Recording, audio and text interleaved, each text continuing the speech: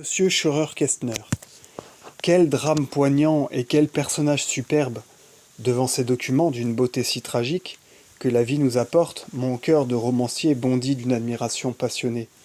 Je ne connais rien d'une psychologie plus haute. Mon intention n'est pas de parler de l'affaire.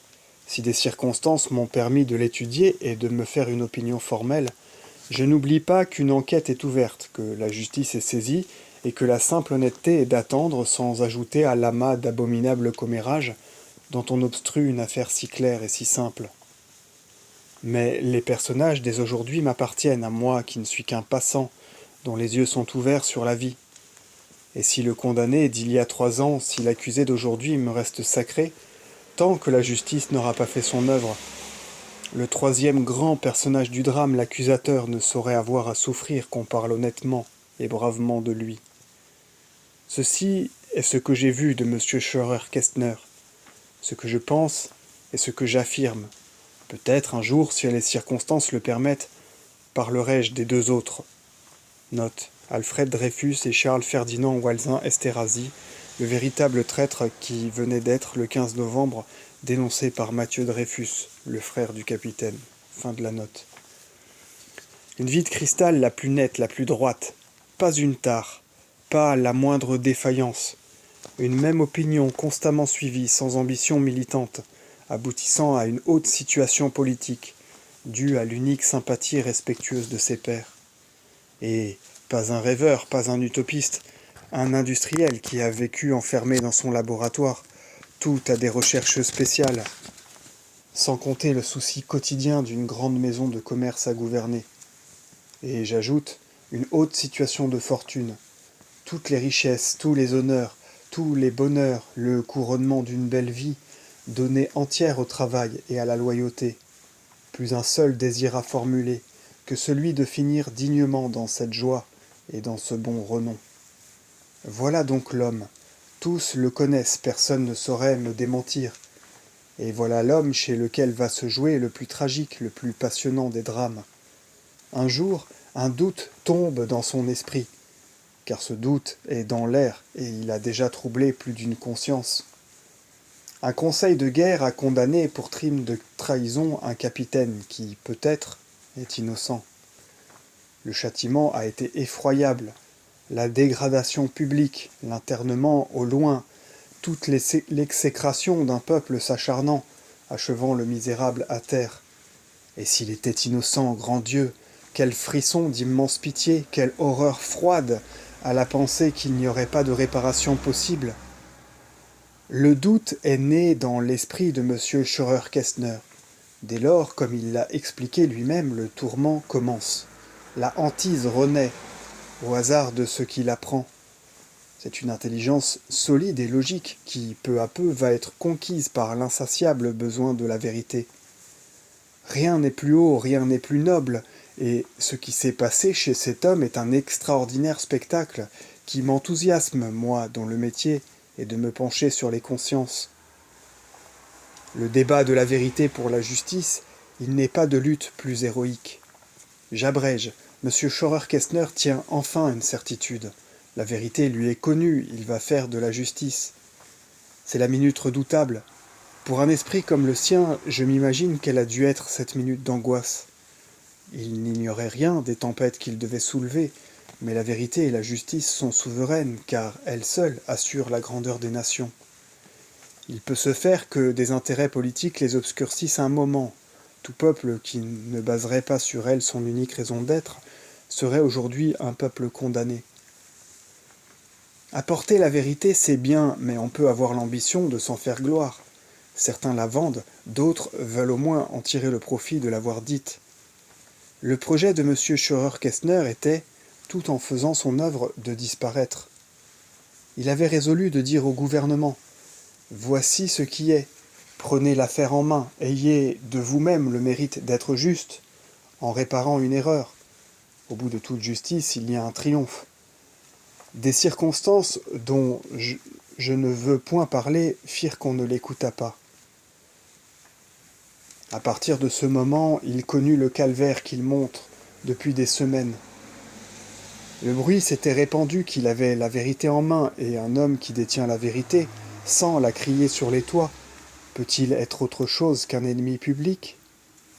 Stoïquement d'abord, pendant 15 interminables jours, il fut fidèle à la parole qu'il avait donnée de se taire, dans l'espoir toujours qu'il n'en serait pas réduit à prendre le rôle de ceux-là seuls qui auraient dû agir.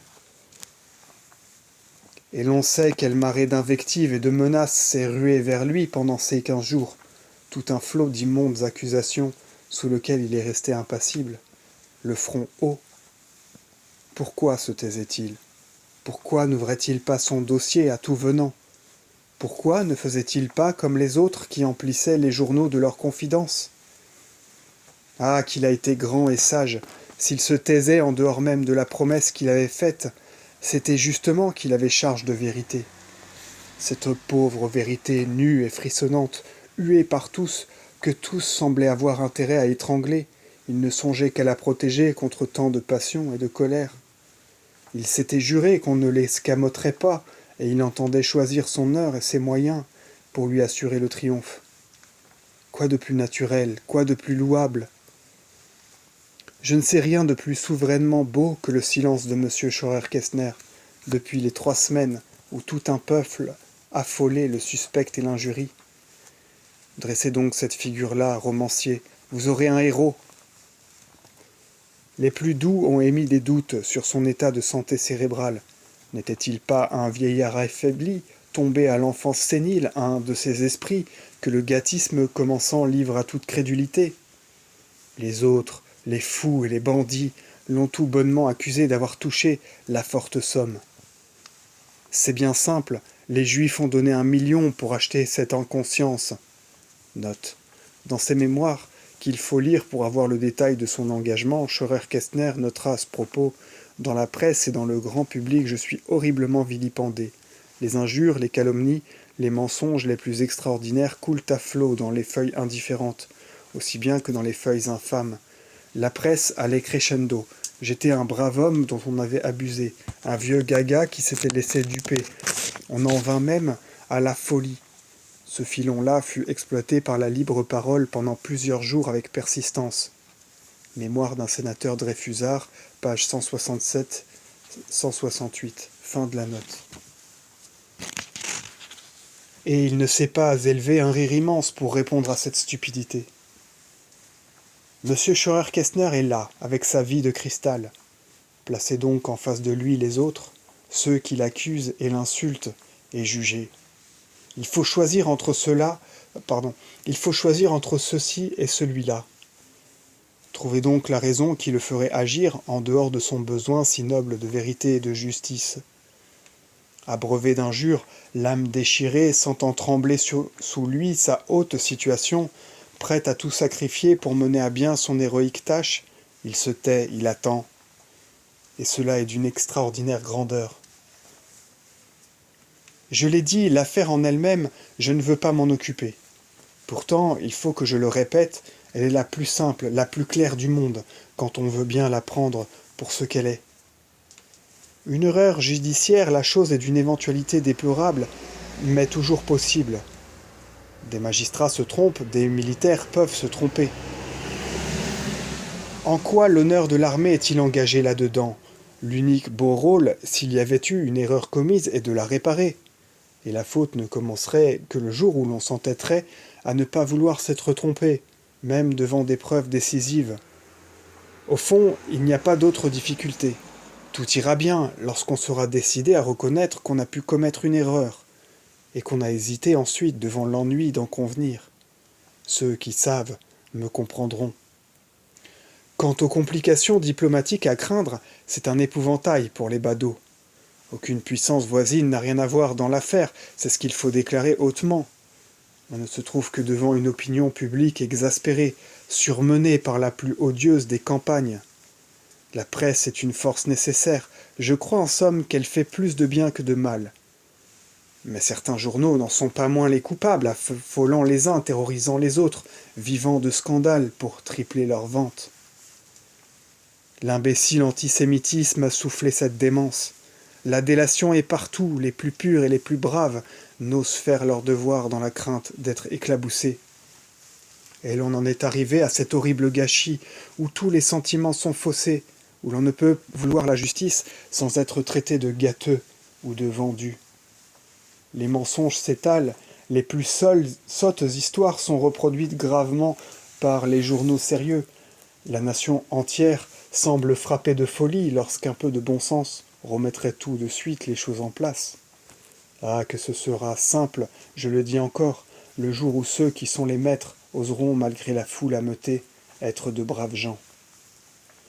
J'imagine que dans le hautain silence de M. Scheurer-Kestner, il y a eu aussi le désir d'attendre que chacun fît son examen de conscience avant d'agir.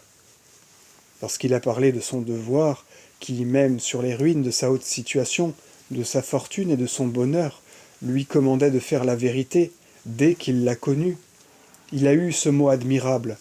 « Je n'aurais pas pu vivre. » Note. « Justice sera faite ou j'y périrai », avait-il écrit peu avant. Cité in Dreyfus, Carnet, 1899-1907. Fin de la note. Eh bien, c'est ce que doivent se dire tous les honnêtes gens mêlés à cette affaire. Ils ne pourront plus vivre s'ils ne font pas justice. Et si des raisons politiques voulaient que la justice fût retardée, ce serait une faute nouvelle, qui ne ferait que reculer l'inévitable dénouement en l'aggravant encore. La vérité est en marche et rien ne l'arrêtera.